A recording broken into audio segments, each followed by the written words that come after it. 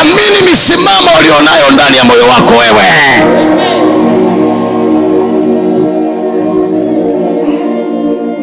Kulia machozi mbele ya macho ya watu haitakusaidia chochote, haitakubadilishia hatima yoyote, haitakubadilishia kusudi lolote. Zaidi ya hapo utaaibika mbele zao.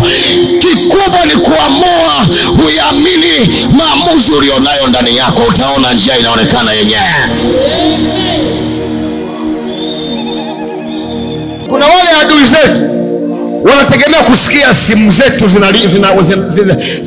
zinapigwa kwao, wanategemea kusikia barua inatumwa kwao, wanategemea kuona mjumbe anatumwa kwao kwenda kutuombea misamaha, kwenda kujinyenyekeza. Safari hii hata mtu awe mrefu mpaka batini, hatutanyenyekea mbele ya macho ya mwanadamu.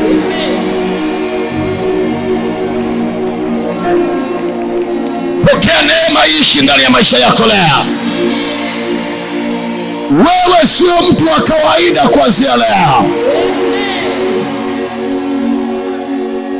Kila aliyeshikilia kusudi lako leo ataliachia hata kwa makofi. Maamuzi yako yasimame upande mmoja. Sitapiga simu ya kujibebelezesha kwa mtu, sitapiga simu ya kujitetea kwa adui, sitalia machozi yangu mbele ya mwanadamu, nitalia mbele ya Mungu machozi yangu na Mungu atayasikia.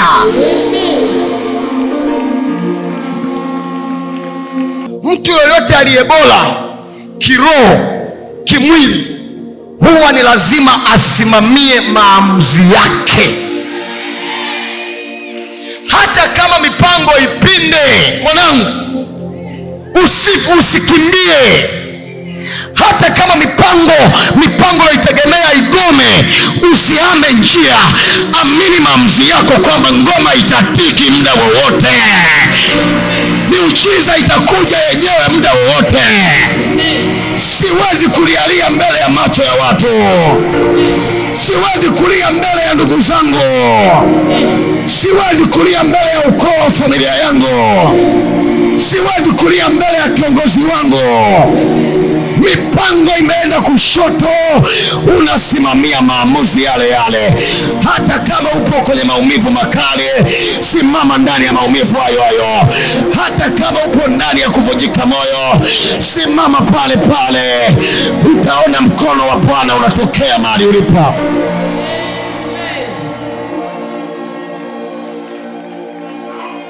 Ifike mahali, mtoto wa Mungu, adui anayekufuatilia, iwe ni wako 10, iwe wako 7, wanapokufuatilia, ule uadui wao unaokufuatilia wewe, ukufanya ule uadui kuchochea moto wa maombi ndani ya moyo wako wewe.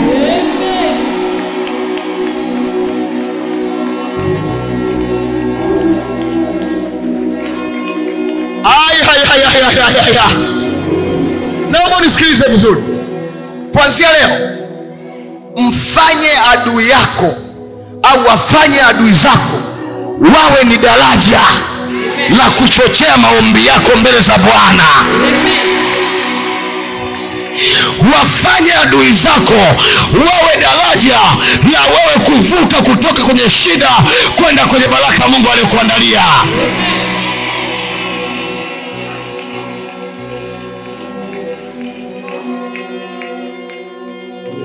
Wewe sio mtu wa kawaida.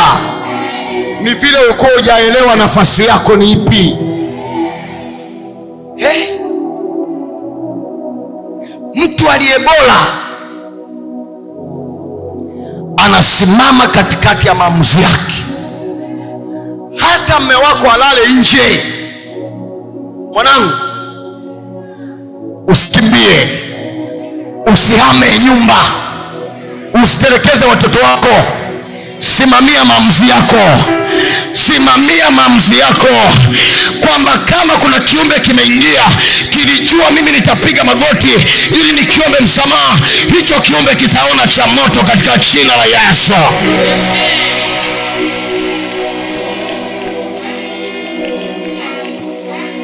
Mtu anayesimamia maamuzi yake huwaga ogopi, huwaga atangitangi, huwaga halilio ovyo ovyo.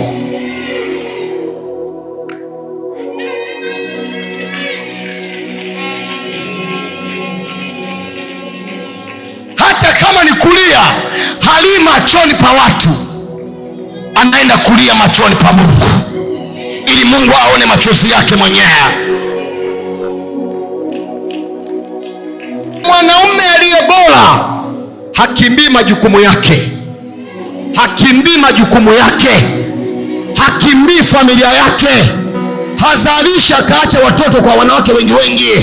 Mwanaume aliye bora anasimama na ndoa yake moja mpaka mwisho wa safari.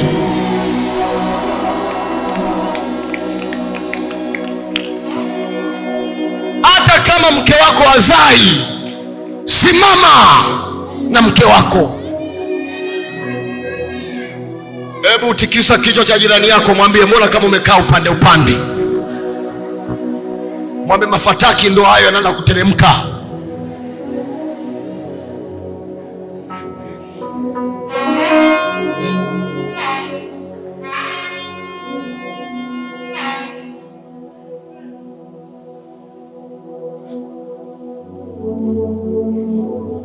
Mwanamume aliye bora anasimama katikati ya maamuzi yake na misimamo yake.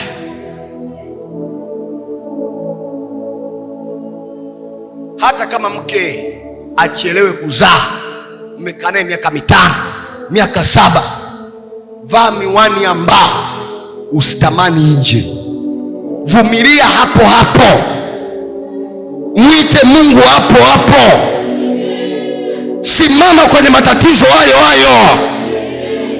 Mwanamume ambaye ni bora huwa anasimama katikati ya mateso. Hata watu wanaongea maneno gani, hata watu wanasema mwanamke huyu hafai, hata watu wanasema umeoa kwa wachawi, wewe simamia misimamo yako. Kama ni wa wachawi, Mungu ndio ataingilia katikati, yeye mwenyewe abaruze na watu na mtu aondoke.